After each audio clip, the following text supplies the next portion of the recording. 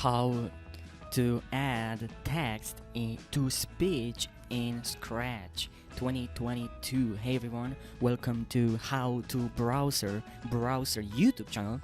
In this video I'll walk you through the entire process step by step, so please follow along with me and watch this video till the very end because you don't want to miss any part of the video. This video is very short. It's a really short tutorial for people that are looking to add a text to speech to Scratch. Now without wasting any second, guys, let me tell you what you need to do. It's very simple. Just go to add extensions. Here we have add extensions, and here we have, when you add extensions, here you have choose an extension.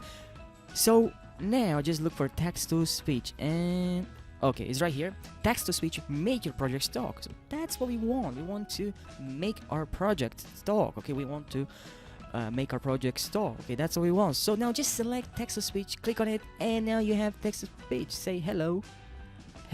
Okay, say.